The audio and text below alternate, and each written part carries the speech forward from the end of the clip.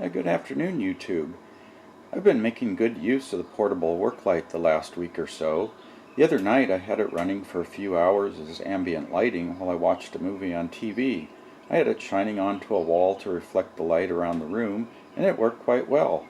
I also used it to shoot a few videos, and also it worked fine for that. So I probably had 2.5 hours of runtime on the battery and decided to see how the battery held up.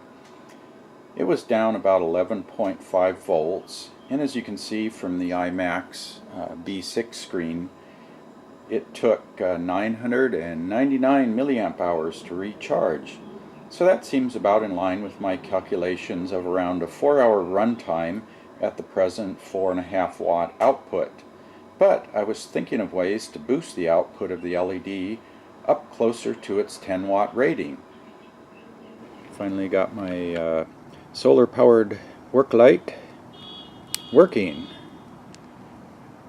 Now this is about 6.5 watts of LED. I think that's about the most I can get with this battery pack, but it lights things up pretty good. And I'll show you how I did it. So one thing I added was what's called a riv nut, which you compress into the hole in the bracket for the light, and that's got a quarter by 20 thread, and that allows you to screw a regular tripod right in there, and you don't need a wrench to hold the nut. The nut is basically compressed into the bracket like you do a rivet. And there you can see the riv nut just compressed in there.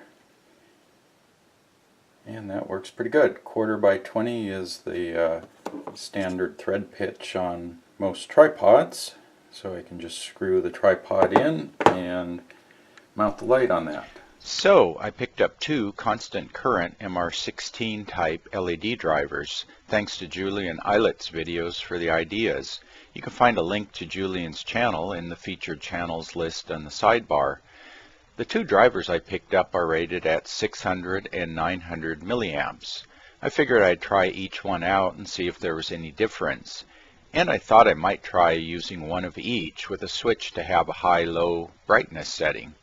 So I installed a small toggle switch into the back of the driver housing after removing the original resistor board. I found the LED needed about 13 volts to hit full current. These buck drivers will not be able to step 12 volts up to over 13 to hit the rated LED current. Testing the LED drivers themselves, I found they needed about 16 volts to hit their rated output current through the LED. This is due to the bridge rectifier on the input losing 1.4 volts from 2 diode drops, then the buck converter itself needing a few volts to operate. Those low voltage MR16 type lighting systems must be closer to 16 volts AC in order to hit those sorts of output. Here's what the LED driver looks like up close. I bypassed 2 of the bridge diodes, picking the cathode end for the positive lead and the anode end for the negative lead. This gained me back the diode losses, and I can now hit 530 milliamps at 12.6 volts, or about 6.5 watts, and up to 10 watts on higher voltage. Here are the 2 LED drivers inside the lamp's driver housing. I tried to parallel up the 600 and 900 milliamp drivers, switching inputs, then outputs to get a high-low mode, but the 10 watt driver seems to dominate. I also tried installing a DC boost converter in front of the LED buck drivers, and while it did seem to increase output, it was using over 15 watts of power. So I went back to just the 2 buck drivers off the battery, and I get the same output from either driver with the 12 volt battery. I buttoned up the light so I could use it again, now brighter and more efficient without the current limiting resistor. If you have any questions, feel free to join the conversation in the comments section below, and be sure to rate and share this video and subscribe to this channel for future updates. Thanks for watching.